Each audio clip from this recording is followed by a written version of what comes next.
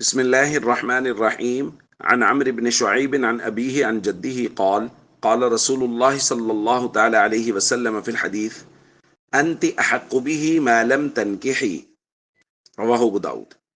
نبی کریم صلی اللہ علیہ وسلم کی خدمت میں ایک خاتون آئیں اور انہوں نے اپنے بچوں کے لیے اپنی خدمات کا ذکر کیا اور حضور سے درخواست کیا، رسول اللہ اب ان بچوں کا والد جو ہے وہ ان اباہ طلقنی، اس بچے کا والد اب اس نے مجھے طلاق دے دی ہے اور وہ اس کو مجھ سے چھیننا چاہتا ہے۔ تو نبی پاک صلی اللہ علیہ وسلم نے وہ جملہ ارشاد فرمایا جو آج ہم نے پڑھا۔ آپ نے فرمایا انتی احق به ما لم تنکحی، جب تک تم کسی اور سے نکاح نہیں کر لیتی، بچے کی پرورش تمہارا ہی حق ہے، تم ہی اس کی پرورش کرو گی۔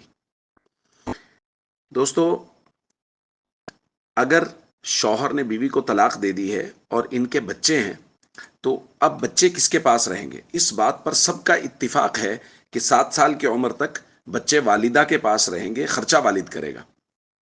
بچے والدہ کے پاس رہیں گے اور خرچہ والد کرے گا۔ اور 7 سال کی عمر کے بعد روایات کے اختلاف کی وجہ سے ائمہ کا بھی اختلاف ہے۔ بعض ائمہ یہ کہتے ہیں کہ 7 سال کی عمر میں عمر جب ہو جائے گی تو بچوں کو اختیار دیا جائے گا، بچے بھلے والد کے پاس چلے جائیں بھلے والدہ کے پاس چلے جائیں، ان کی مرضی کے مطابق فیصلہ کر دیا جائے گا۔ جبکہ دوسرے بعض ائمہ کا کہنا یہ ہے کہ نہیں، چونکہ مرد کو اللہ نے ایسا بنایا ہے کہ وہ کما کے اپنا خرچہ بھی برداشت کر سکتا ہے اور بچوں کا بھی پیٹ پال سکتا ہے، تو اس لیے مرد کے حوالے کیے جائیں گے 7 سال کے بعد، یعنی والد کے، تاکہ وہ ان کی ذمہ داری اٹھائے، مستقبل میں ان کا خیال رکھے۔ بیٹا 7 سال کا اور بیٹی 9 سال کی ہوگی تو مرد کے حوالے کر دیے جائیں گے تاکہ یہ ان کا خیال رکھے، ان کے بہتر مستقبل کا خیال رکھے۔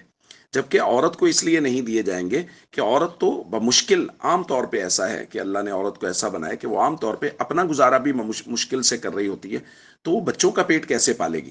تو اس لیے اس پر مزید ذمہ داری نہ ڈالی جائے، بلکہ بچے والد کے سپرد کیے جائیں، اس خاتون کے سپرد بچے نہ کیے جائیں۔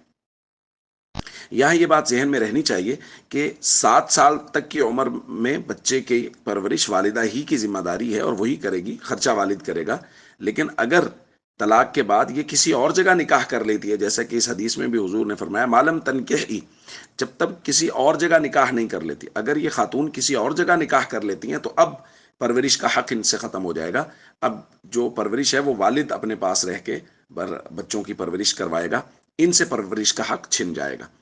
تو اس لیے جب کبھی اس طرح کا کوئی اختلاف ہو تو نبی پاک صلی اللہ علیہ وسلم کے مبارک فرامین کی روشنی میں ہمیں فیصلہ کرنا چاہیے اور علماء سے رہنمائی لینی چاہیے۔ السلام علیکم ورحمۃ اللہ وبرکاتہ۔